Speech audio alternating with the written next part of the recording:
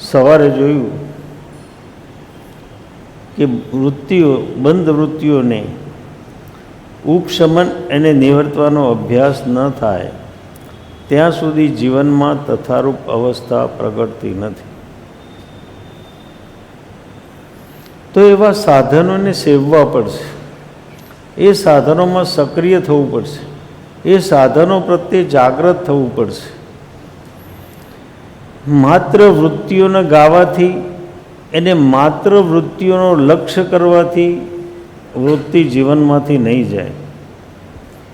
જ્યારે વૃત્તિને જોઈએ છીએ ત્યારે પણ આપણું ધ્યાન વૃત્તિ તરફ છે, અને જ્યારે વૃત્તિને કાઢવા કોશિશ કરીએ છીએ ત્યારે પણ ધ્યાન વૃત્તિ તરફ છે.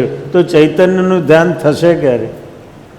વાસ્તવિકતા તો એ છે કે ચૈતન્યનું ધ્યાન થાય તો વૃત્તિ ખસે. જ્યાં સુધી પોતાના ચેતનાનું, પોતાના આત્માનું, પોતાના સ્વયંનું ધ્યાન નહીં થાય ત્યાં સુધી વૃત્તિઓ અંદરમાં ખસતી નથી. કારણ કે વૃત્તિનો વિચાર કરીએ છીએ ત્યારે પણ લક્ષ્ય તો વૃત્તિનો છે, એને વૃત્તિને કાઢવાનો વિચાર કરીએ છીએ ત્યારે પણ લક્ષ્ય તો વૃત્તિનો છે. તો બંનેમાં આપણું કેન્દ્રવર્તી ધ્યાન કોના ઉપર છે? તો વૃત્તિ ઉપર છે. તો વૃત્તિ મજબૂત થશે કે વૃત્તિ ઢીલી પડશે? વૃત્તિનું ધ્યાન કરવાથી વૃત્તિ મજબૂત થશે, પણ ચૈતન્યનું ધ્યાન કરવાથી વૃત્તિ છૂટી જશે. તો અંદરમાં એ અવસ્થા પોતાના જીવનમાં પ્રાપ્ત કરવી પડે. એટલે કૃપાળુદેવ એમ કહે છે કે વિના વિચારે, વિના પ્રયાસે વૃત્તિઓનું ઉપશમવું, નિવર્તવું કેવા પ્રકારથી થાય?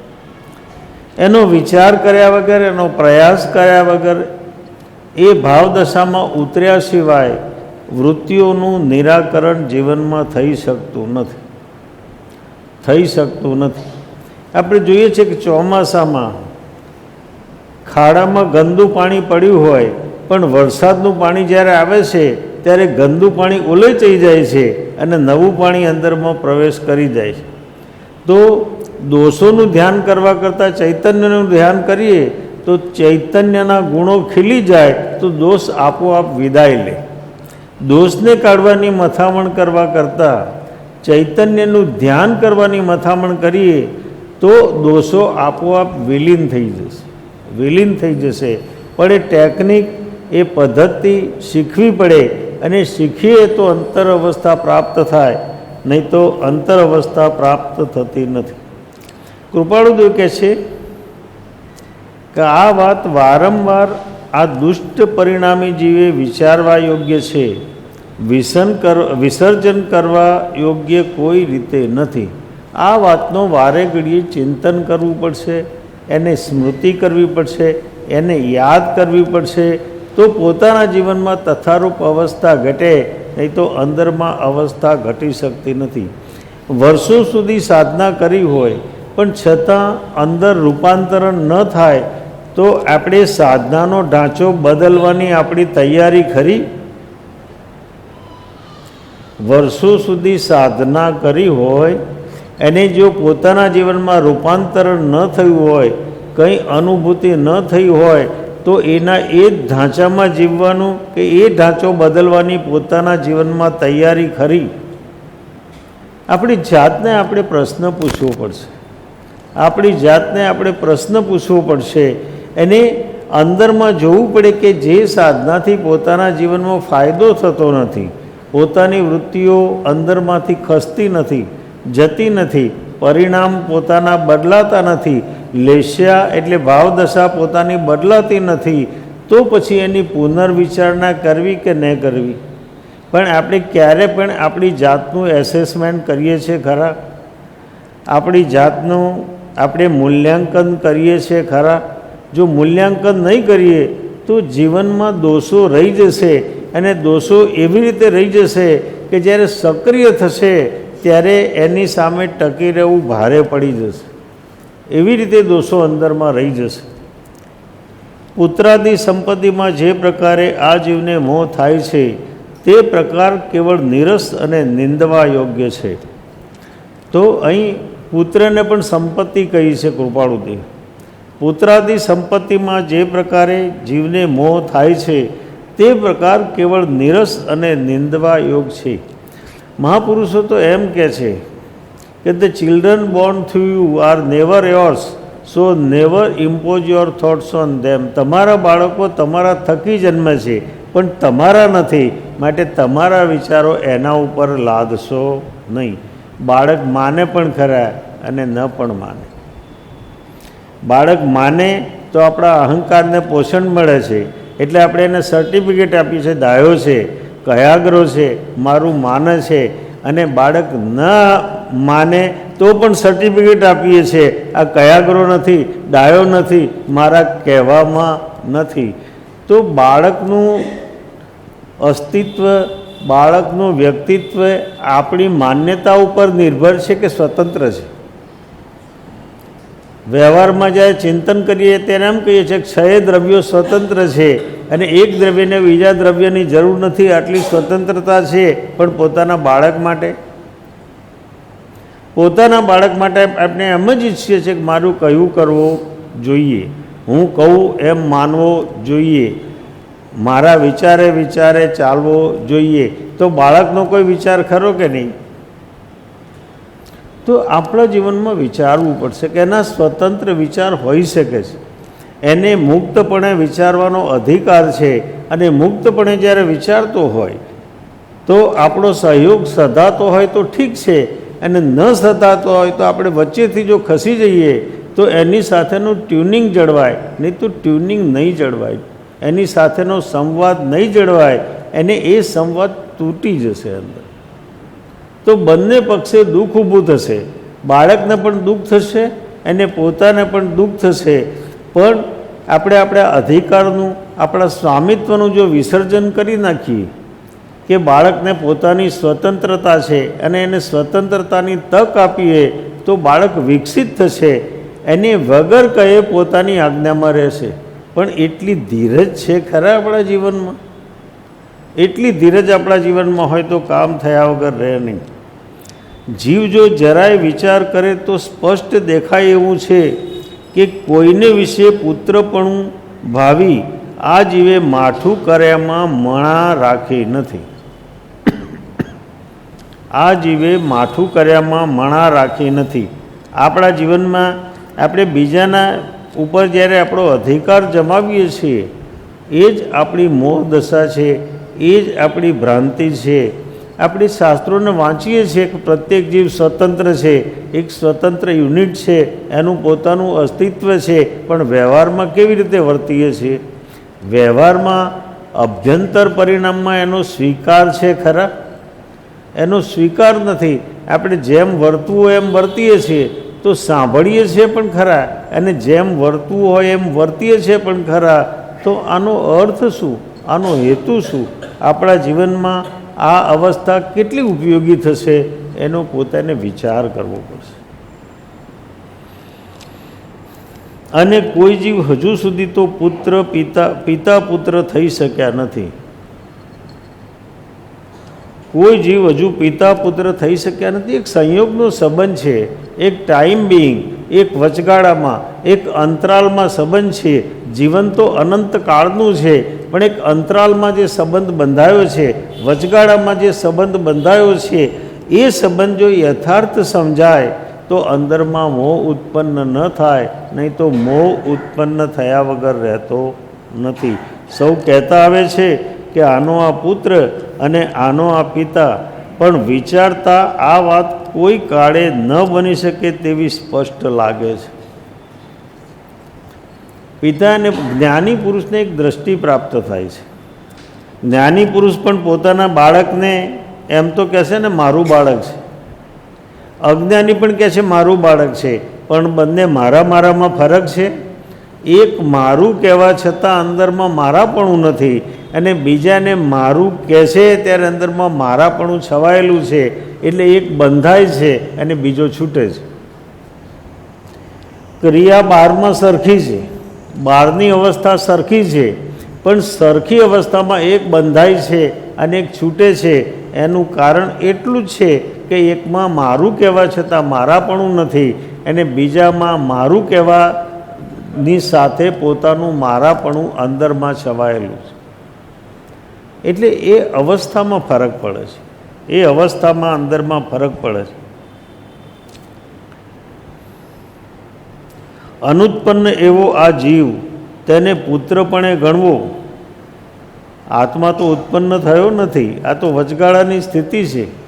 પુત્રપણે જન્મવું એ તો એક સંયોગ છે, મા બાપ એક સંયોગ છે, જમીન પર ઉતરવાનો એક સંયોગ છે મા બાપ. પણ જ્યારે આપણે માલિકી ભાવ કરીએ છીએ, જ્યારે અધિકાર એના ઉપર જમાવીએ છીએ, ત્યારે અંદરમાં આસક્તિને મમત્વ પ્રવેશ્યા વગર રહેતા નથી અને એના દુષ્પરિણામો પોતાને ભોગવવા પડશે, ભોગવ્યા વગર ચાલશે નહીં. અનુત્પન્ન એવો આ જીવ તેને પુત્રપણે ગણવો કે ગણાવવાનું ચિત્ત રહેવું એ સૌ જીવની મૂળતા છે, મૂળતા છે, વિભ્રમ દશા છે, અજ્ઞાન દશા છે. અને તે મૂળતા કોઈ પણ પ્રકારે સત્સંગની ઈચ્છાવાળા જીવને ઘટતી નથી. જે સત્સંગ ઈચ્છે છે એ આ મૂળતા ન રાખી શકે, કારણ કે સત્સંગી જાગ્રત હોવો જોઈએ, સત્સંગી જાગ્રત હોવો જોઈએ. પોતાના બાળકને પોતાનું કહે એમાં વાંધો નથી, પણ વ્યવહારથી કહે છે કે ભાવથી કહે છે? વ્યવહારથી કહેતો હોય તો વાંધો નથી, પણ ભાવથી કહેતો હોય તો અંદરમાં ચોક્કસ મોહનો પ્રવેશ થઈ ચૂક્યો છે, મોહનો પ્રવેશ અંદરમાં થઈ ચૂક્યો છે. તે મૂળતા કોઈ પણ પ્રકારે સત્સંગની ઈચ્છાવાળા જીવને ઘટતી નથી. જે મોહાદી પ્રકાર વિશે તમે લખ્યું તે બંનેને ભ્રમણનો હેતુ છે. જેમના વિશે વાત કરી, એમના મોહ વિશે, એમને બંનેને પરિભ્રમણનો હેતુ છે, આંતરિક અવસ્થાનો હેતુ થતો નથી, અત્યંત વિટંબણાનો હેતુ છે. અને ભવિષ્યમાં વિટંબણા આવ્યા વગર રહેશે નહીં.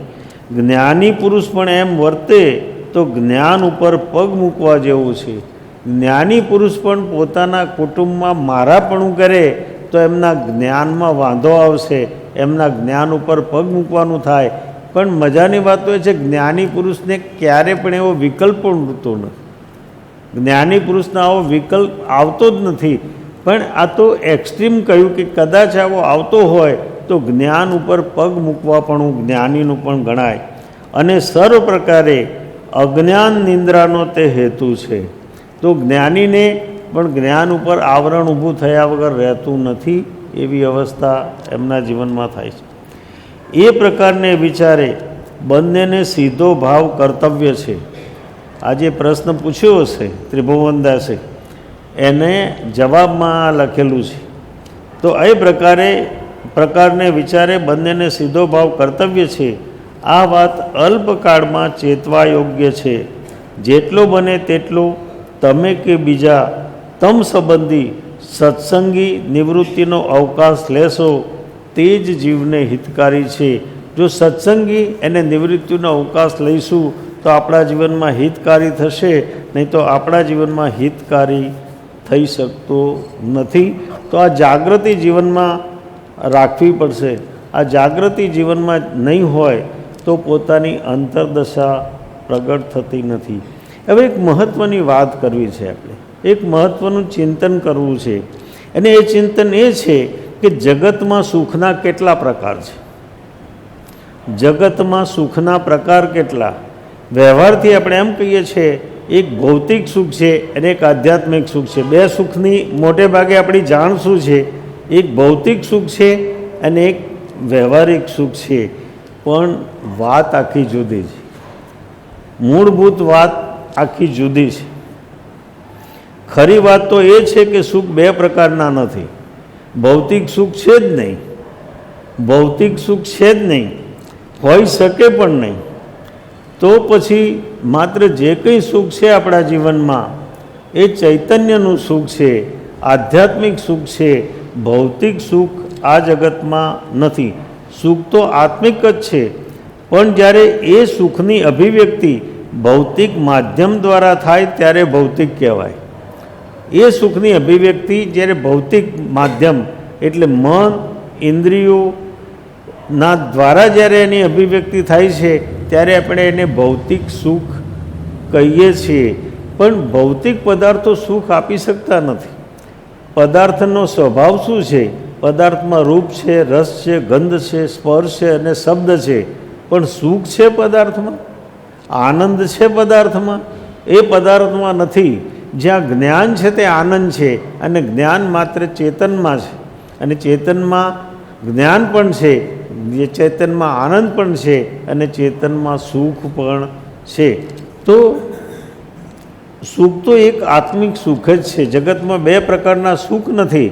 પણ જ્યારે ભૌતિક માધ્યમ દ્વારા આપણે અનુભવીએ છીએ ત્યારે એમ લાગે છે કે આ સુખ ભૌતિક છે, પણ એ ખરેખર ભૌતિક સુખ નથી, પણ અધિભૌતિક અથવા આત્મિક સુખ એ છે. પણ જ્યારે એ સુખની અભિવ્યક્તિ ભૌતિક માધ્યમ દ્વારા થાય ત્યારે ભૌતિક કહેવાય. અસલમાં એ સુખનો પ્રવાહ વહે છે આત્મામાંથી. આપણે જોયું છે કે આપણે જ્યારે ભાવતી વસ્તુ ખાતા હોઈએ, ભાવતી વસ્તુ ભોજન જ્યારે કરીએ છીએ ત્યારે એ ભોજનનું સુખ પદાર્થમાંથી આવે છે કે ભાવદશામાંથી આવે છે?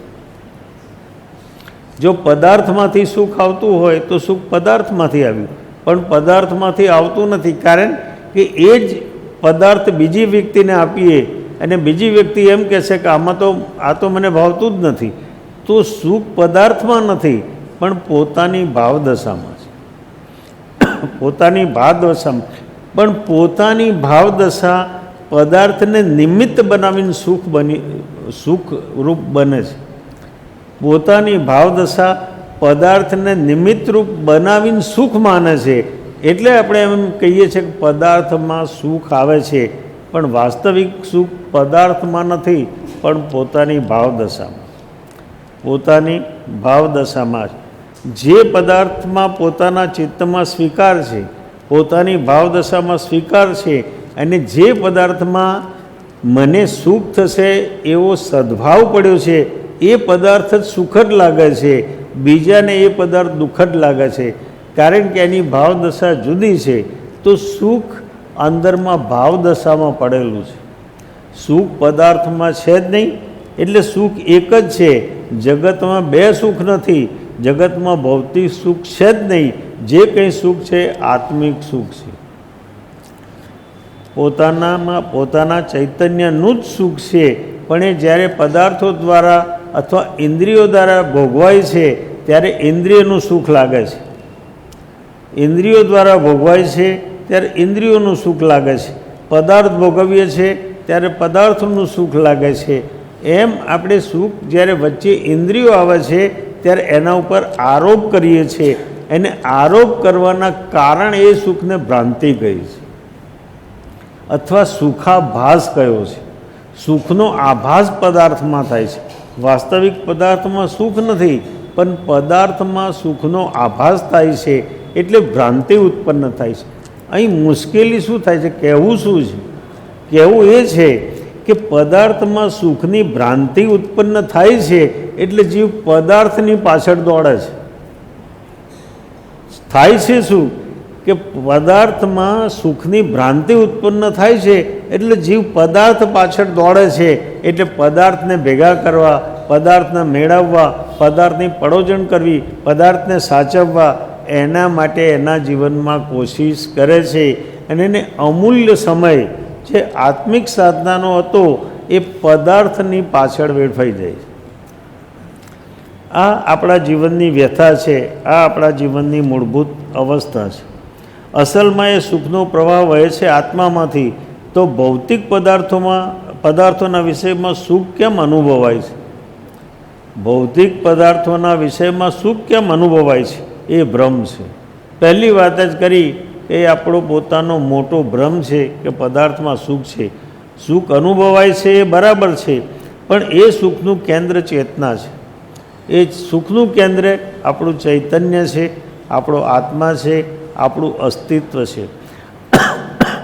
આનંદ આત્મા સિવાય બીજે ક્યાંય નથી. આનંદ આત્માનો સ્વભાવ છે, અને આનંદ આત્મા સિવાય બીજે ક્યાંય નથી. પણ જ્યારે બીજામાં આપણને આનંદ અથવા સુખ એનું સંવેદન થાય છે, એનો અર્થ જે માધ્યમ દ્વારા અનુભવીએ છીએ એ માધ્યમને આપણે કેન્દ્ર ગણી લઈએ છીએ. એના કારણે આપણને એક ભ્રમ ઊભો થાય છે કે પદાર્થમાંથી સુખ આવે છે, એટલે જીવ પદાર્થ તરફ દોડે છે. એટલે જીવ પદાર્થ તરફ દોડે છે, એ પરમાત્માને મૂકી દે છે અને પદાર્થ તરફ દોડવાનું શરૂ કરે છે. તો શું થયું કે આપણા કેન્દ્રની વિસ્મૃતિ થઈ. જે ચૈતન્ય પોતાનું કેન્દ્ર હતું એના બદલે પદાર્થને પોતાનું કેન્દ્ર માની લીધું. હવે જ્યારે કેન્દ્ર જ જુદું મનાયું ત્યારે એની દોડ કોના તરફ થશે? એ કેન્દ્ર તરફ એની દોડ થાય છે. એટલા માટે માણસ ભેગું કરવા માંગે છે, ભેગું કરવા માંગે છે. સવાલ એ થયો કે માણસ શા માટે ભેગું કરે છે? ભેગું કરવાનું પ્રયોજન શું છે? એને સેન્સ ઓફ સિક્યોરિટી જોઈએ છે. એ ભયથી પીડાય છે અને ભયથી પીડાય છે માટે એક સંરક્ષણની દિવાલ ઊભી કરવા માગે છે. માટે લક્ષ્મીને, પદાર્થોને, વસ્તુઓને, વ્યક્તિઓને પોતાની આજુબાજુમાં ભેગા કરે છે અને આ આજુબાજુમાં ભેગા થવું એનું નામ સંસાર. આ આપણી વાસ્તવિક સંસારની યાત્રા આપણા જીવનમાં થાય છે. પણ એ કેન્દ્રનું, પણ એ જ સુખનું કેન્દ્ર ચેતના જ છે, પણ એ કેન્દ્રનું ભાન નથી. કેન્દ્ર ભૂલવાના કારણે સુખ મનાય છે એમ નથી, પણ કેન્દ્ર ખોટું મનાય છે. કેન્દ્ર ભૂલ્યો માટે ત્યાં સુખ છે એમ નહીં, પણ કેન્દ્ર જ ખોટું પકડ્યું છે. જે સુખનું કેન્દ્ર પોતે છે એના બદલે પદાર્થને સુખનું કેન્દ્ર બનાવી દીધું. વિષયોનું સુખ પણ સુખ જ છે, પણ સુખ વિષયોનું નથી. ઇન્દ્રિયોના વિષયોનું સુખ પણ સુખ જ છે, પણ એ સુખ ઇન્દ્રિયોના વિષયોનું નથી, વિષયોના કેન્દ્રનું નથી. પણ તે વખતે જે સુખ છે તે આત્માનું જ છે. એ વખતે આપણે જે સુખ અનુભવીએ છીએ એ આત્માનું જ સુખ છે. પણ કેન્દ્ર વિષયોને માને છે, ભૂલ છે, તો શું કરવું? હવે આની અંદર સાધનાને શું સ્કોપ છે? કયા બિંદુ ઉપર સાધના થઈ શકે અથવા મૂળભૂત કેન્દ્રને કેવી રીતે પકડી શકાય એની વાત કરવી છે. સાધના કેવી રીતે થઈ શકે અથવા કેવી રીતે આ કેન્દ્ર ઉપરથી કેન્દ્રવર્તી વિચાર પકડી શકાય, એને આગળની સાધનામાં ઢળી શકાય. તો એક સાહસ કરવા જેવું છે. જીવનમાં પ્રાપ્ત કરવા માટે સાહસ કરવું પડશે અને એ સાહસ એ છે કે ધ્યાન, મંત્રજાપ, સ્તોત્રપાઠ પણ નહીં અને અન્ય કોઈ પણ ધ્યાન નહીં, પણ સીધું વૃત્તિનું અવલોકન. કોઈ પણ ડાયવર્ઝન નહીં, ધ્યાન નહીં, મંત્રજાપ નહીં, સ્તોત્રપાઠ નહીં, ક્રિયાકાંડ નહીં, કશું જ નહીં, પણ સીધું પોતાનામાં પ્રવર્તતી વૃત્તિનું અવલોકન કરવું. કૃપાળુદેવ કહ્યું ને, દીઠા નહીં નિજ દોષ તો તરીએ કોણ ઉપાય. એમને પણ આ જ વાત કરી છે, પણ ગર્ભિત રીતે કરી છે, ગર્ભિત રીતે કરી છે. તો અહીં આગળ ક્યાંય પણ ડાયવર્ઝન નહીં, ધ્યાન તરફ નહીં, મંત્રજાપ તરફ નહીં, સ્તોત્રપાઠ તરફ નહીં, અન્ય કોઈ પણ ધ્યાન નહીં, પણ સીધું વૃત્તિનું અવલોકન. અંદરમાં ચેતનાના ફલક ઉપર ઉડતી વૃત્તિઓને અંતર્મુખી થઈને જોવી, માત્ર જોવી. આ અવલોકન અંદરમાં કરવું પડે. એ અવસ્થામાં જ સાચું દર્શન થશે.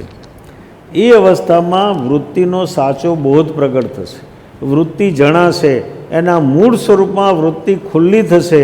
એને વૃત્તિ મૂળ સ્વરૂપે જ્યારે જણાશે ત્યારે વૃત્તિનું આખું સ્વરૂપ સમજાશે. ત્યાં સુધી વૃત્તિનું સ્વરૂપ યથાર્થપણે સમજાતું નથી. એ અવસ્થામાં જ સાચું દર્શન થશે.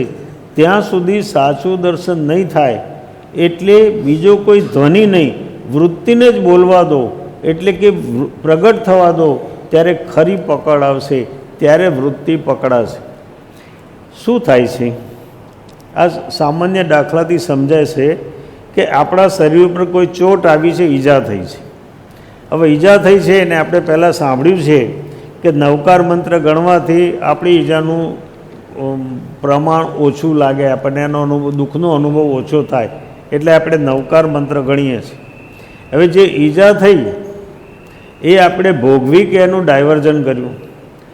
ઈજામાં જે દુઃખ થયું એને આપણે ભોગવ્યું કે આપણે એનું ડાયવર્ઝન કર્યું, વળાંક આપ્યો? આપણે વળાંક આપ્યો, તો એનું નિરાકરણ થયું ખરા? જે કર્મ ઉદયમાં આવ્યું એનું નિરાકરણ કર્યું નથી, પણ એનું ડાયવર્ઝન કર્યું. તો વણ ભોગવેલું સવારે જોયું હતું ને, વેદક સ્વભાવ છે.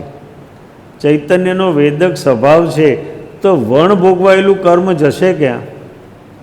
જે કર્મ ભોગવાયું નથી આપણે ડાયવર્જન કર્યું છે, અને જે કર્મ આપણે ભોગવ્યું નથી એ વણ ભોગવાયેલું કર્મ જશે ક્યાં? એ પાછું સુષુપ્ત અવસ્થામાં ચાલ્યું જશે, પાછું પ્રસંગે પ્રગટ થયા વગર રહેશે નહીં.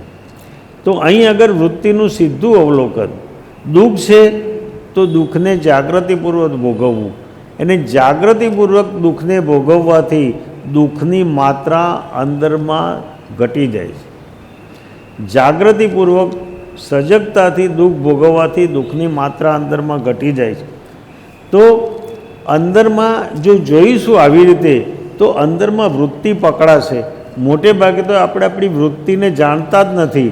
વૃત્તિ આવે છે અને વૃત્તિ કહેશે એમ કરીએ છીએ, વૃત્તિ દોડાવે છે એમ દોડીએ છીએ, વૃત્તિ જાગે છે એટલે એની જોડે જોડાઈ જઈએ છીએ. જેમ વૃત્તિ આપણને દોરે છે એમ આપણે દોરાઈ જઈએ છીએ. તો વૃત્તિ જ્યાંથી ઉઠે છે તે કેન્દ્રે, અને વૃત્તિ જેમાં સમે છે તે ધ્યાન. તો આ વૃત્તિ કોના ફલક ઉપર ઉઠે છે? વૃત્તિ તો જીવંત વ્યક્તિમાં હોય ને, તો જીવંત વ્યક્તિમાં એના કેન્દ્રના ફલક ઉપર વૃત્તિ છે, કેન્દ્રના આધારે વૃત્તિ ટકી છે. જો વૃત્તિને જોવાનો પ્રયોગ કરીશું તો કેન્દ્ર પણ પોતાને જડ્યા વગર રહેશે નહીં. જો તટસ્થપણે, આ થોડી કઠિન વાત છે એટલે જરા ધ્યાનપૂર્વક સમજવી પડશે. વૃત્તિ ચેતનના કેન્દ્ર ઉપર છે, મળદામાં વૃત્તિ નથી, મળદા શુદ્ધ આત્મામાં વૃત્તિ નથી. તો વૃત્તિ ચેતનના ફલક ઉપર છે. તો વૃત્તિ એટલે આત્મપ્રદર્શનની આસપાસ કર્મની વર્ગણાઓ ગોઠવાયેલી છે. વૃત્તિ ચેતનાના ફલક ઉપર છે. હવે શું થાય છે કે વૃત્તિ જ્યાંથી ઉઠે છે, ક્યાંથી ઉઠે છે? તો ચેતનાના ફલક ઉપરથી ઉઠે છે. એનું સંવેદન ચેતનાના ફલક ઉપર થાય છે. અને જેમાં સમ છે એ વૃત્તિનું સમન ક્યાં થાય છે? એ પણ ચેતનાના ફલક ઉપર થાય છે. તો ચેતનાના ફલક ઉપર વૃત્તિનું સમન થાય એ ધ્યાન કહેવાય. અને વૃત્તિ જ્યાંથી ઉઠે છે ત્યાં વૃત્તિનું દર્શન થાય, ત્યાં વૃત્તિ સ્પષ્ટપણે વર્તાય. આ થોડી કઠિન સાધના છે, એકાગ્રતાની સાધના છે, પણ ચરમ અવસ્થામાં આ સાધના કરવી જ પડશે. ચરમ અવસ્થામાં આ સાધના કરવી જ પડશે, તો વૃત્તિનું નિરાકરણ થશે, નહીં તો વૃત્તિનું નિરાકરણ થતું નથી. તેની મૂળ અસલ કેન્દ્ર ચેતન છે. ચેતનમાં દ્રષ્ટિ ઠરે તો વૃત્તિ સમે. આ મૂળ પ્રક્રિયા છે. એની વૃત્તિને જોતાં જોતાં અગર ચેતન તરફ આપણી દ્રષ્ટિ ગઈ તો તમામ વૃત્તિ વિલીન થઈ જશે, તમામ વૃત્તિઓ અંદરમાંથી વિલીન થઈ જશે. એ વૃત્તિની સમગ્ર ધારા અંદરમાંથી તૂટી પડશે. અને આ અવસ્થા ધ્યાનની અવસ્થા, આ જ અવસ્થા ધ્યાનની અવસ્થા છે. એટલે ચેતનને જોવો છે, કેન્દ્ર પકડવું છે, પણ ચેતન દેખાતો નથી, પણ વૃત્તિ દેખાય છે. વાસ્તવમાં આપણને આપણી ચેતના દેખાતી નથી, આપણું અસ્તિત્વ જણાતું નથી, પણ દેખાય છે શું? વૃત્તિ જ દેખાય છે. ક્રોધ આવ્યો તો જણાય છે ક્રોધ આવ્યો છે, અહંકાર આવ્યો તો જણાય છે અહંકાર આવ્યો છે. પણ અહંકાર જેના ઉપર ટક્યો છે એ ચેતન જણાય છે ખરા? એ જણાતું નથી. તો વૃત્તિને જોતા જાઓ, જોતા જાઓ તો જે કેન્દ્ર ઉપરથી વૃત્તિ ઉઠે એ કેન્દ્ર પકડાશે. તો વૃત્તિને જોતા જોતા જોતા વૃત્તિ જેના આધારે ટકી છે એ આધારને જોવાની ટેકનિક પોતાના જીવનમાં પ્રાપ્ત થશે. અહીં કહેવું એ છે કે આપત્તિને અવસરમાં પલટવાની. વૃત્તિ એ આપત્તિ છે, એના વૃત્તિને પકડીને ચેતનના કેન્દ્રને પકડવાનું છે. એટલે આપત્તિને અવસરમાં પલટવાનો આ પ્રયોગ છે. જો આપણે અંદર ઊંડા ઉતરીશું તો આ અવસ્થા ચોક્કસ વર્તાશે, પણ એના માટે અંદરમાં પ્રયોગ કરવો પડે, એને અંદરમાં ઉતરવું પડે. અંદરમાં ઉતરવાથી આ જણાયા વગર રહેશે નહીં. તો વૃત્તિ દેખાય છે અને વૃત્તિને જોતા જાઓ તો જે કેન્દ્ર ઉપરથી વૃત્તિ ઉઠે એ કેન્દ્ર પકડાશે. તો કેન્દ્રનો બોધ અંદરમાં થશે, કેન્દ્રનો સ્પર્શ અંદરમાં થશે, કેન્દ્રનું સ્પંદન અંદરમાં થશે, કેન્દ્રનો અહેસાસ અંદરમાં થશે. પણ ક્યારે? વૃત્તિને પકડીને વૃત્તિના મૂળ સુધી ઉતરીએ તો આ અવસ્થા પ્રાપ્ત થઈ શકે. એ કેન્દ્ર વૃત્તિનો આધાર છે. કેન્દ્ર જે એ જ કેન્દ્ર ઉપર વૃત્તિ ટકી છે, એટલે વૃત્તિનો આધાર એ કેન્દ્ર છે. વૃત્તિને આધાર બંને જુદા પડે ને દ્રષ્ટિ આધાર તરફ જાય તો વૃત્તિ વિદાય લે. તો અહીં શું કહેવું છે? એ જેના આધારે વૃત્તિ ટકી છે એ વૃત્તિને જોતાં જોતાં અગર નજર એના આધાર તરફ પડી ગઈ તો તમામ વૃત્તિ વિલીન થઈ જશે. અનંત અનંત કર્મની વર્ગણાઓ એક સમયમાં ખરી પડતા વાર નહીં લાગે, આટલું બધું એનું બળ છે. આ ધ્યાનની અવસ્થા છે અને આ ધ્યાન અવસ્થાનું અંદરમાં પ્રબળ બળ છે. ગમે તેવી વૃત્તિને ખેરવી નાખવાનું બળ આ અવસ્થામાં પડેલું છે. કારણ કે વૃત્તિનો આધાર એ આધાર છે. એ આધાર તરફ દ્રષ્ટિ ગઈ એટલે દ્રષ્ટા આધારને જોનારને જોશે. એ આધારને જોશે એટલી વૃત્તિ ઉપરથી દ્રષ્ટિ ખસશે. એ જ પ્રત્યે એ જ પડે વૃત્તિ ઊભી નહીં રહે એ ધ્યાન. જેવો વૃત્તિને જોતાં જોતાં જેવો એના આધાર તરફ ગયા એટલે વૃત્તિ ખસી ગઈ, આધાર પકડાઈ ગયો. અને આધાર એટલે આપણું પોતાનું ચૈતન્ય. એમાં ચૈતન્યનું સ્પંદન થશે, ચૈતન્યની અનુભૂતિ થશે. એની સાથે જ વૃત્તિ વિદાય લેશે. અહીં વૃત્તિને કાઢવી નહીં પડે, પોતાની મેળે વૃત્તિ વિલીન થઈ જશે. પોતાની મેળે વૃત્તિ અંદરમાં વિલીન થઈ જશે. એ આધારને જોશો એટલી વૃત્તિ ઉપરથી દ્રષ્ટિ ખસશે. એ જ પડે વૃત્તિ ઊભી નહીં રહે. અને વૃત્તિ ઊભી ન રહે એ અવસ્થા એ ધ્યાન. આ ધ્યાનની અવસ્થા છે. વાસ્તવમાં ધ્યાનની પ્રક્રિયામાં થાય છે શું? ધ્યાનની પ્રક્રિયામાં આ જ ઘટના ઘટે છે. આપણે કોઈ આધાર લઈને, શ્વાસનો આધાર લઈને ધ્યાનમાં ઉતરીએ છીએ. અહીં વૃત્તિનો આધાર લઈને ધ્યાનમાં ઉતરવાનું છે. એટલે આપત્તિને અવસરમાં પલટવાની છે. તો અંદરમાં જે વૃત્તિની આપત્તિ છે એ વૃત્તિને જોતાં જોતાં જો અંદરમાં ઉતરીએ તો એનો આધાર પકડાય. અને આધારનો સ્પર્શ થતાની સાથે જ વૃત્તિ વિલીન થઈ જશે. એક પણ વૃત્તિ અંદરમાં ટકી શકશે નહીં. તો વૃત્તિ ઉપરથી દ્રષ્ટિ ખસશે. એ જ પડે વૃત્તિ ઊભી નહીં રહે એ ધ્યાન. અર્થાત વૃત્તિને સાધન બનાવ્યું કેન્દ્રની શોધનું. વૃત્તિને કેન્દ્રની શોધનું સાધન બનાવ્યું. હું બોલું છું ખરા, પણ સમજાય છે કે નહીં એ ખ્યાલ નથી આવતો.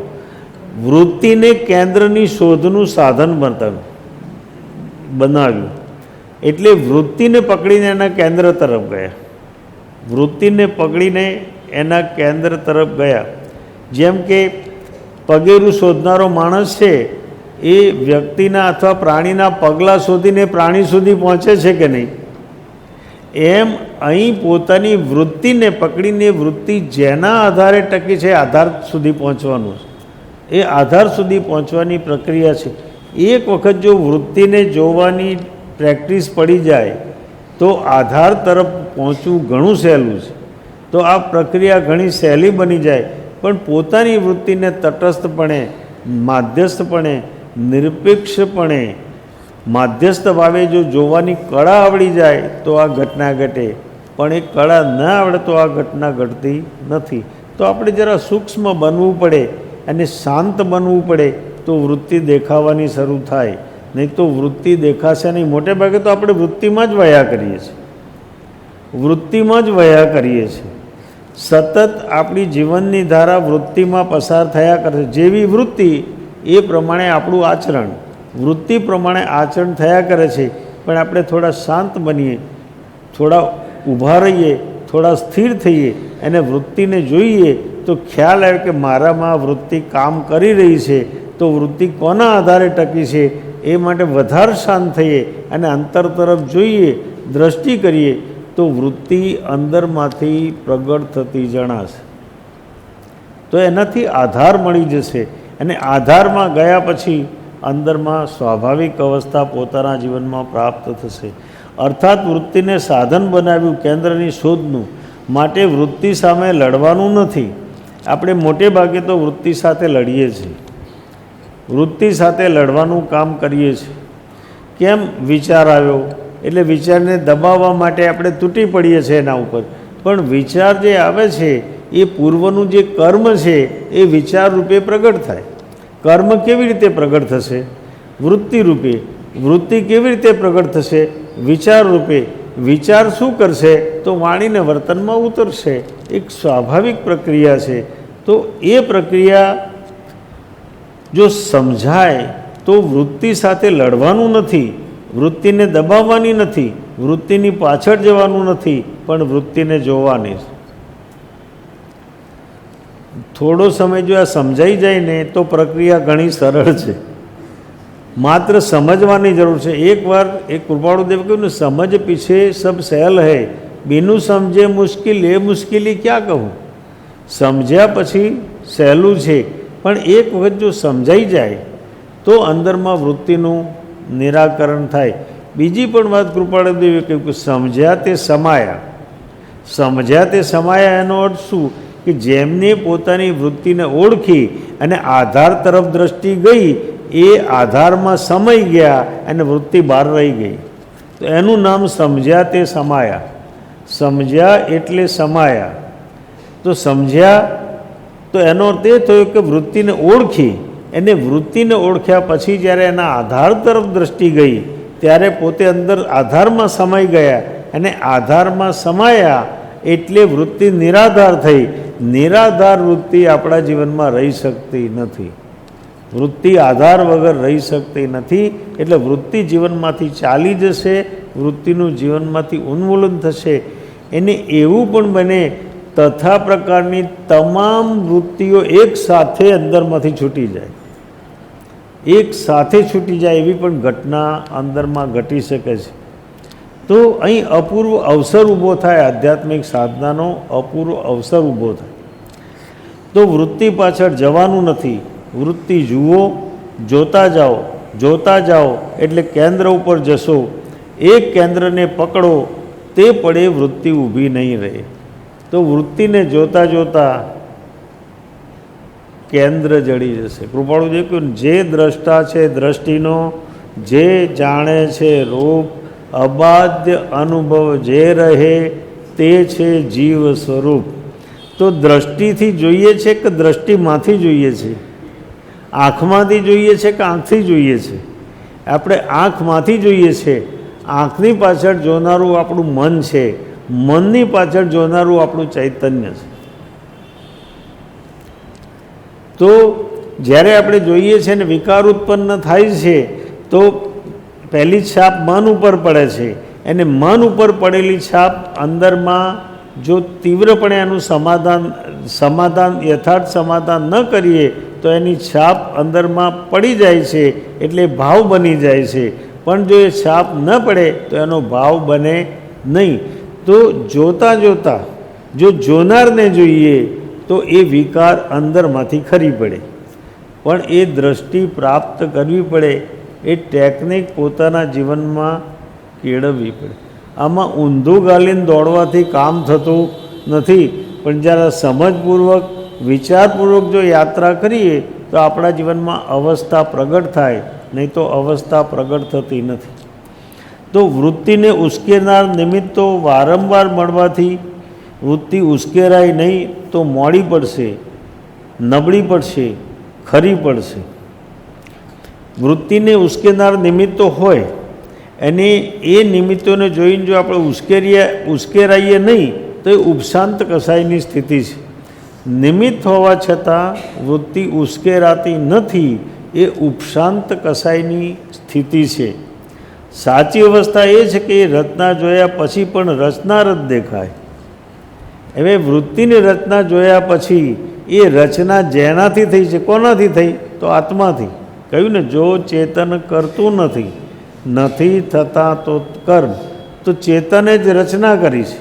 પોતે આ પહી બાંધે, આ પહી છોડે, નિજમતી શક્તિ વિકાસી, ચેતન જો તું જ્ઞાન અભ્યાસી. તું જ બાંધે છે અને તું જ છોડે છે, તો બાંધનાર પણ ચેતન અને છોડનાર પણ ચેતન જ. જેણે બાંધ્યું છે એને જ છોડવું પડશે, જેને બાંધ્યું છે એને જ ભોગવવું પડશે, જેને બાંધ્યું છે એને એ સ્થિતિમાંથી પસાર થવું પડશે.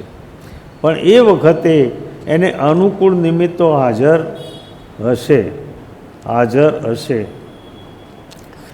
તો એ રચના જોયા પછી પણ રચનાર જ દેખાય. જેમ સુંદર શરીર સુંદર દેખાય છે, પણ શરીર સુંદર દેખાય છે, પણ જે માત્ર દેહની સુંદરતા જુએ છે એને મોહ ઉત્પન્ન થશે, એને રાગ ઉત્પન્ન થશે. પણ જેને સુંદર દેહ જોઈને એમ થાય છે અંદરમાં કે એવો તે કેવો ભાવ કર્યો છે કે સુંદર દેહ મળ્યો છે, તો એની ભાવ દશા પર જ્યારે જાય છે ત્યારે એને રચનાર દેખાય છે. તો બે દ્રષ્ટિ થઈને જોનારની. એકાંતિક દેહનું જો દર્શન થાય તો રાગ ઉત્પન્ન થાય, અને જો એના રચનારનું દર્શન થાય તો અંદરમાં વૈરાગ્ય ઉત્પન્ન થાય. તો જોનારની બે દ્રષ્ટિ થઈ. એ કઈ દ્રષ્ટિથી જુએ છે એના ઉપર આધાર છે, કઈ દ્રષ્ટિથી જુએ છે એના ઉપર આધાર છે.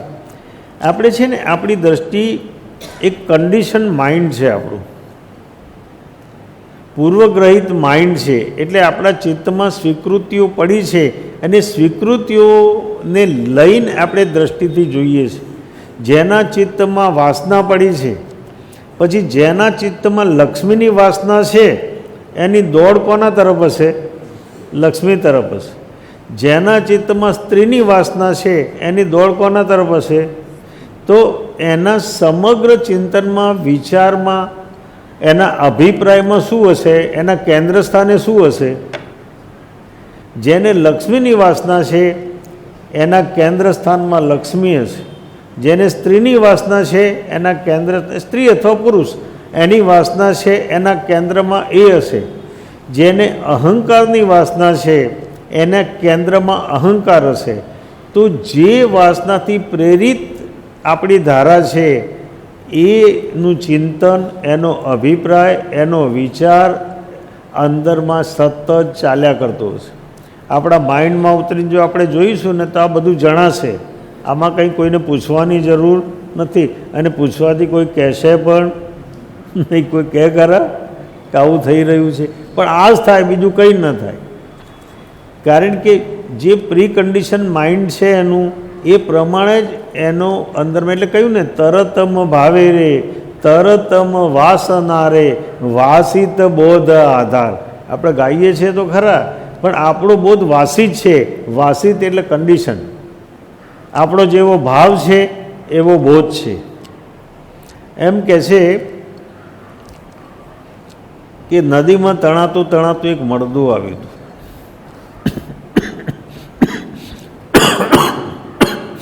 એ દાગીના પહેરેલું મળદું હતું. હવે જ્યારે એક પુરુષ એના તરફ જોઈ રહ્યો છે તો એને કોઈ સ્ત્રી કેટલી સુંદર છે. એક ચોર એના ઉપર જોઈ રહ્યો છે તો કે કેટલા સરસ દાગીના પહેર્યા છે, હું કાઢી લઉં, એમ એને વિચાર આવે છે. બીજાને એની માસલતા દેખાય છે.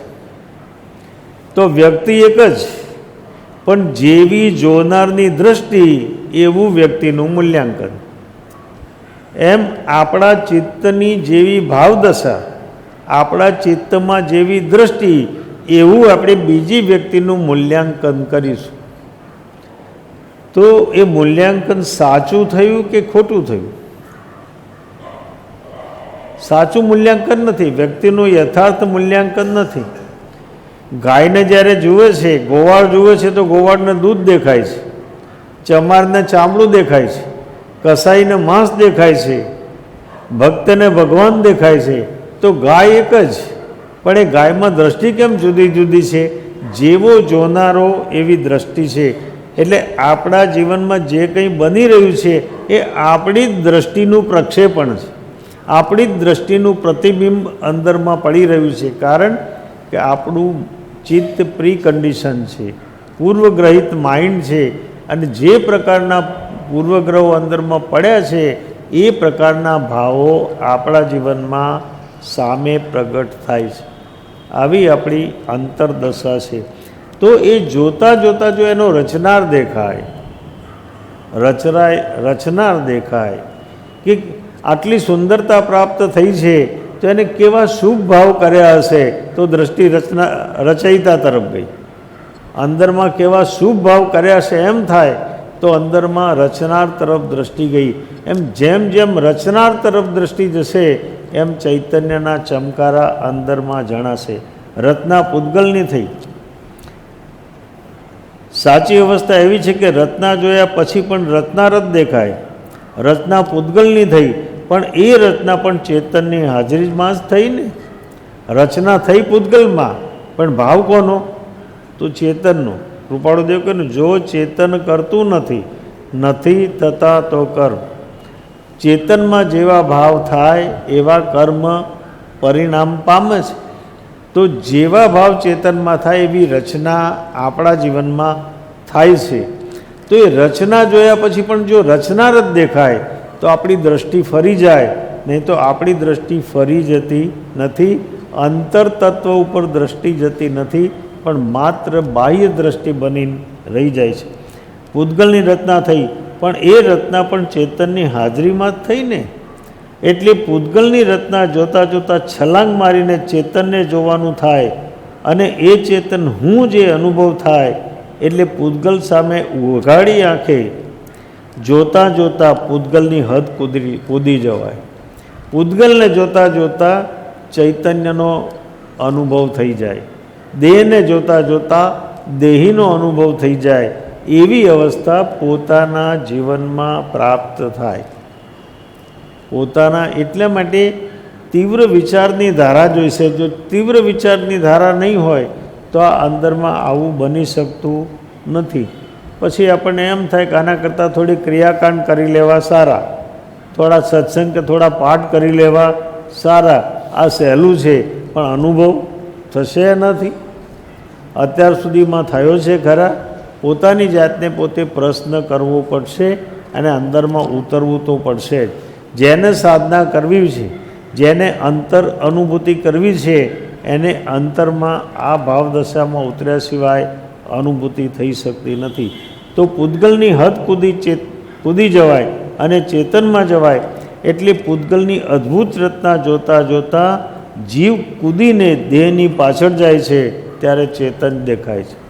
દેહની પેલી પાર, દેહમાં દેહી બિરાજમાન છે, પણ દેહની પેલી પાર જો જોવાની દ્રષ્ટિ પ્રાપ્ત થાય તો દેહી જણાય, નહીં તો દેહી જણાતો નથી. દેહી તરફ દ્રષ્ટિ જતી નથી. એ કૂદીને દેહની પાછળ જાય છે ત્યારે ચેતન દેખાય છે. ચેતનને જોવાની આ પણ એક રીત છે, આ એક પદ્ધતિ છે, આ ઢાંચો છે. આપણને જે અનુકૂળ આવતું હોય એ કરી શકીએ, જે અનુકૂળ આવતું હોય એ કરી શકીએ. જેનાથી અંતર્મુખી થવાય, સરળ રીતે અંતરદશામાં જઈ શકાય, એ સાધના આપણે સ્વીકારવી જોઈએ. પણ બીજો આ સાધના કરે છે માટે હું આ સાધના કરું, એ વિચાર પણ ખોટો છે અને ખ્યાલ પણ ખોટો છે. પોતાની શક્તિ, પોતાના જીવનની વ્યવસ્થા, પોતાની કૌટુંબિક વ્યવસ્થા, પોતાની આવકની વ્યવસ્થા, આ બધું ધ્યાનમાં રાખીને પોતાનો સાધનાનો ઢાંચો ગોઠવવો જોઈએ, નહીં તો સાધના યથાર્થ સ્વરૂપમાં થઈ શકશે નહીં. એટલા માટે કહ્યું છે ને, લાંબે જોડે ટૂંકો જાય, મરે નહીં પણ માંદો થાય. બીજો શું કરે છે એ જોવા જઈશું તો આપણા જીવનમાં સાધનાનો ઢાંચો નહીં રચાય. પણ પોતાના જીવનમાં શું કરવા જેવું છે, એને પોતાને શું અનુકૂળ છે, પોતાના સમય, સંજોગો, વ્યવસ્થા, પોતાની જીવનની શૈલી, પોતાની પ્રકૃતિ, આ બધું જોઈને સાધનાનો ઢાંચો નક્કી કરવો જોઈએ. પણ એકાંતે સાધનાનો ઢાંચો જો નક્કી કરીએ તો એ સાધના અંદરમાં સંભવ થઈ છે. કોઈ યુનિવર્સલ સાધના નથી. એમ કહે છે કે આ તો કથા છે કે ભગવાન શંકર અને પાર્વતી કૈલાસ પર્વત ઉપર બેઠા હતા અને નારદજીએ એમને પૂછ્યું કે પ્રભુ, સાધનાના કેટલા પ્રકાર છે? સાધનાના, ધ્યાનના, યોગના કેટલા પ્રકાર છે? એટલે ભગવાન શંકર એમ કહે છે કે હું જાણું છું ત્યાં સુધી 1,00,000 પ્રકાર છે. હું જાણું છું ત્યાં સુધી 1,00,000 પ્રકાર છે. પણ જે હું જાણતો નથી એવા વ્યક્તિએ જુદા જુદા પ્રકાર છે સાધના. જેટલી વ્યક્તિ એટલા સાધનાના પ્રકાર. એટલે સાધનામાં 1 to 1 છે. એક સાથે બધા સામૂહિક સાધના કરી શકે એવું ક્યારે પણ બની શકતું નથી. સમૂહમાં ધ્યાન કરી શકાય, પણ જ્યારે સાધનામાં ઉતરે ત્યારે પોતે એકલા જ છે. 10 વ્યક્તિ ધ્યાનમાં બેઠી છે, સામાન્ય દાખલાથી સમજાશે. એક વ્યક્તિ કૃષ્ણપંથી છે, એક વ્યક્તિ શંકરપંથી છે, એક વ્યક્તિ મહાવીરપંથી છે, એક વ્યક્તિ ક્રિશ્ચિયાનિટીમાં માને છે. પણ એ લોકો જ્યારે સાધનામાં બેઠા છે અને જ્યારે ધ્યાનમાં ઉતરશે ત્યારે એકલા જ હશે કે સાથે બધા જણા છે? ધ્યાનમાં ગયા પછી પોતે એકલા જ છે, સાથે કોઈ નથી. બેઠા છે ત્યારે સાથે છે, પણ જ્યારે ધ્યાનમાં ઉતરો ત્યારે આપણા એકલા જ છે. આપણે કહીએ છીએ ને એકલો રે આવ્યો ને એકલો જવાનો, એનો અર્થ આ છે કે જ્યારે આપણે દરેક અવસ્થામાં એકલા છીએ. જ્યારે આપણે સમજીએ છીએ કે મારી સાથે કોઈ છે ત્યારે પણ આપણે એકલા જ છીએ. તો એ એકત્વ તત્વ છે એનો પોતાના જીવનમાં સ્વીકાર કરીને જો પોતે અંદરમાં ઉતરવાની કોશિશ કરે તો જીવનમાં અવસ્થા પ્રાપ્ત થાય, નહીં તો જીવનમાં તથારૂપ અવસ્થા પ્રાપ્ત થતી નથી. પણ થાય છે શું? મુશ્કેલી ક્યાં થાય છે? મુશ્કેલી એ થાય છે કે આપણે આપણા દોષોને જ જોયા કરીએ છીએ. આપણે આપણા દોષોને જ જોયા કરીએ છીએ. તો માત્ર દોષને જોવાના નથી, પણ કોઈ પણ અસ્તિત્વ ગુણ વગરનું હોય ખરા? કોઈ પણ વ્યક્તિમાં એક પણ ગુણ ન હોય એવું કોઈ વ્યક્તિત્વ હોઈ શકે ખરા? એની પાસે ગુણ પણ હોય અને દોષ પણ હોય. તો એકલા દોષ જોવાથી નિરાશા આવશે, હતાશા આવશે, અપરાધ ભાવ અંદરમાં આવી જશે. ક્યાં સુધી કહેશો કે હું પાપી છું, અધમ છું, પતિ જ છું? ક્યાં સુધી કયા કરશો? ભગવાનને એક વખત કહ્યું કે હું પાપી છું, અધમ છું, એને સ્વીકાર કરી લીધો. સ્વીકાર કરી લીધો પછી તો એમ પણ કહેવું પડે ને, હું પણ તારા જેવો છું. એ પણ કહેવું પડશે ને. જીન થઈ જીનવર ને આરાધે, તે સહી જીનવર જોવે રે, ભૃંગી ઇલિકા ને ચટકાવે, તે ભૃંગી જગ જોવે રે. અરે જીન થઈ જીનવર ને આરાધે, લડખડતું પણ ગજ બચ્યું. હું લડખડતું છું પણ છું તો હાથીનું બચ્યું. એમ હું પણ જીનના સ્વભાવનો છું, હું પણ જીનેશ્વર સ્વરૂપ છું. એવી ખુમારી તો જીવનમાં જોઈશે કે નહીં? પરમાત્મા પાસે ખુમારીથી જવાય કે લાચારીથી જવાય? કેમ કંઈ કહેતા નથી? પરમાત્મા પાસે જવું હોય તો ખુમારીથી જવાય કે લાચારીથી જવાય? તો ખુમારી તો રાખવી પડે ને ત્યાં, કે હું પણ તારા જેવો છું. કૃપાળુ દેવ પણ એ જ કહ્યું કે કેવલ કરુણા મૂર્તિ છો, દીન બંધુ દીનનાથ, પાપી પરમ અનાથ છું, ગ્રહો પ્રભુજી હાથ. તમે તો દીનબંધુ છો, દીન દયાળ છો, ક્ષમતાના સાગર છો, બીજાને તારવાવાળા છો. હું તો પાપી છું, સ્વીકાર કરું છું, તો મારો હાથ પકડો. કેમ પકડતા નથી? એ ખુમારીથી પરમાત્મા પાસે જવું જોઈએ. જીવનમાં ખુમારી તો જોઈશે કે નહીં? સાધના કરવી છે તો થોડી ખુમારી પણ જોઈશે ને. હંમેશા લાચાર અવસ્થામાં જ સાધના કરવાની. અને લાચાર કેટલી સાધના કરી શકે? લાચાર તો બેબસ છે, એ સાધના નહીં કરી શકે. એ નકારાત્મક ભાવોમાં ચાલ્યો જશે. અંદરમાં થોડી ખુમારી પણ જોઈએ કે પ્રભુ હું પણ તારા જેવો છું. કરુણા સાગર કેમ કહેવાશો, જો ઉપકાર ન કરશો, સેવક અરજ કરે છે રાજ, અમને શિવ સુખ આપો. તમે અમને શિવ સુખ નહીં આપો તો કરુણા સાગર કેવી રીતે કહેવાશો? આ ભક્ત દશા. એને ભક્તને ફરિયાદ કરવાનો અધિકાર ખરો કે નહીં? બાળકને એની માને ધમકાવવાનો અધિકાર ખરો કે નહીં? નાનપણમાં, મોટો થયા પછી નહીં. નહીં તો ઉપાધિ થશે. બાળકને એટલે કહું છું, બાળકને માને ધમકાવવાનો અધિકાર ખરો કે નહીં? કારણ કે મા છે. તો પરમાત્મા પણ આપણી મા છે. એ પરમાત્મા રૂપી માને ધમકાવવાનો આપણને અધિકાર ખરો કે નહીં? આપણે બાળક છીએ, પણ આપણે બાળક બનતા શીખવું પડે. બાળક બનવું એટલે નિર્દોષ થવું. નિર્દોષ થવું, અંદરમાં નિર્દોષતા. નિર્દોષતા નિર્દોષતા જ્યારે અંદરમાં થાય ત્યારે પરમાત્મા તરત સ્વીકાર કરે છે. અને સ્વીકાર કરે છે નહીં, એને આલિંગન આપે છે, એને ભેટે છે, એના તમામ દુઃખ અને દર્દોનું સંહરણ કરે છે. પણ ખુમારી તો પોતાના જીવનમાં જોઈશે ને. પોતાના જીવનમાં ખુમારી ન હોય તો કામ થશે કેવી રીતે? એટલા માટે કહે છે કે આખો વખત પોતાના દોષ તરફ જોવાની જરૂર નથી.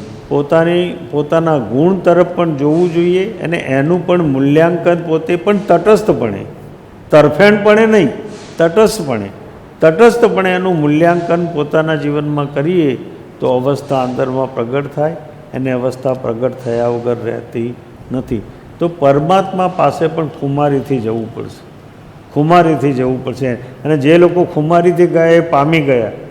દ્રઢ પહારી જેવા પાપ તો આપણે કર્યા નથી ને, અંગુલીમાલ જેવા પાપ તો આપણે કર્યા નથી ને, તો આપણે આટલા બધા ડરીને જીવવાની શું જરૂર છે? પરમાત્માને પણ કહીએ કે અમે આવા પાપ તો કર્યા નથી, તો તમે અમને કેમ તારતા નથી? પણ એ ખુમારી પોતાના જીવનમાં જોઈએ. એ ન હોય તો ખુમારી વગર આધ્યાત્મની યાત્રા આધ્યાત્મની યાત્રા કરીશું શાના ઉપર? એકલા જવાનું છે. અંદર ખુમારી નહીં હોય તો યાત્રા થશે કેવી રીતે? તો ખુમારીપૂર્વક જો યાત્રા કરીએ તો પરમાત્માની પ્રાપ્તિ સરળ થાય. આટલી વાત આજે સૌને પ્રણામ.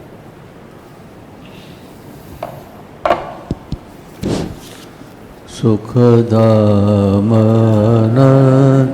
સુસંત છે દિન રાત રહે સદ જ્ઞાન બહે પરશામ તે અનંત સુધામય જે પ્રભુ પદતે વરતે જયતે ઓ પ્રભુ પદતે વરતે જયતે. ફરી એકવાર આવતીકાલનો કાર્યક્રમ જાણી લઈએ. સવારના 8:30 વાગે બાજુમાં શ્રીમદ દર્શન બિલ્ડિંગમાંથી પાલખી દ્વાર પ્રભુ અહીંયા પધારણી થશે. તેમાં આપણે 4 પ્રદક્ષિણા લેવામાં આવશે. 2 ભાઈઓ લેશે, 2 બહેનો લેશે. ત્યાં ભગવાનની પધરામણી થશે. ત્યાં ઉલ્લાસના પદો લેવાશે, સ્વાધ્યાય થશે અને આરતી દેવો થશે. તે દિવસે સાંજના કાર્યક્રમમાં આરતી સવારનો ભક્તિ શ્રી જયસિંહભાઈ ટેપ દ્વારા કરવામાં આવશે.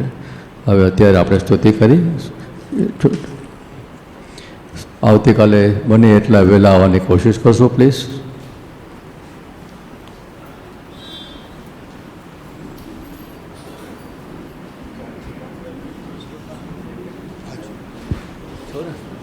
સોરી, માફ કરજો. આવતીકાલે વિશેષ કાર્યક્રમ જે રાખવામાં આવ્યો છે સ્વાધ્યાયનો, જે મહેન્દ્રભાઈ સાહેબ રોકાયા છે, 4 થી 5 પ્રશ્નોત્તરી કમ સ્વાધ્યાય રહેશે, તેની નોંધ લેશો.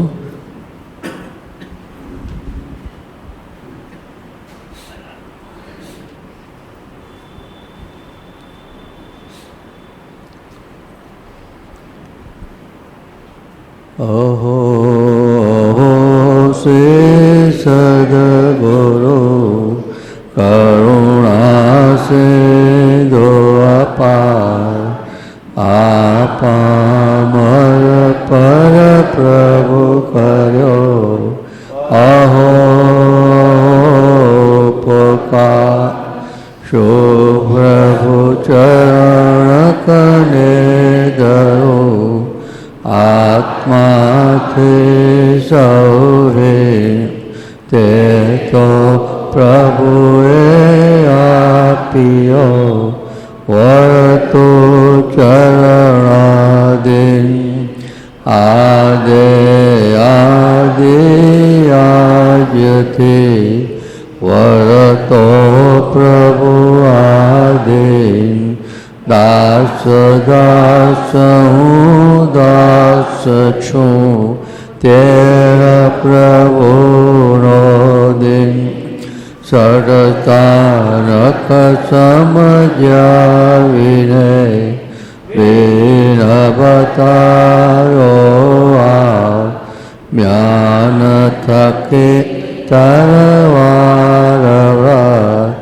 એ ઉપકારયમાં જે સ્વરૂપ સમજ્યા વિના પામ્યો દુઃખનંદ સમજાવ્યો તે પદ નમો શ્રી સદગુરુ ભગવાન પરમ પુરુષ પ્રભુ સદગુરુ પરમ જ્ઞાન સુખધામ જેણે આપ્યું ભગવાનને તેને સદા પ્રણામ. દેહ છતાં જેની દશા વર્તે દેહાતે તે જ્ઞાનીના ચરણમાં ઓ વંદનય ગણે. હે પરમ કૃપાળુ દેવ, જન્મ જરા મરણાદિ સર્વ દુઃખોનો અત્યંશય કરનારો એવો વિતરાગ પુરુષનો મૂળ માર્ગ આપ શ્રીમદ અનંત કૃપા કરી મને આપ્યો. અનંત ઉપકારનો પ્રતિ ઉપકાર વાળવા હું સર્વથા અસમર્થ છું. વળી આપ શ્રીમદ કંઈ પણ લેવાને સર્વથા નિષ્ફળ છો. જેથી મન વચન કાયાની એકાગ્રતાથી આપના ચરણાવિંદમાં નમસ્કાર કરું છું. આપની પરમ ભક્તિ અને વિતરાગ પુરુષના મૂળ ધર્મની ઉપાસના મારા હૃદયને વિશે ભાવ પર્યંત અખંડ જાગૃત રહો એટલું માંગુ છું. તે સફળ થાઓ. ઓમ શાંતિ શાંતિ શાંતિ. બોલો મહેશ સ્વામી ભગવાન કી, ત્રિલોકના નાથ કી, પરમ કૃપાળુ દેવ કી, રઘુરાજ સ્વામી મહારાજ કી જય.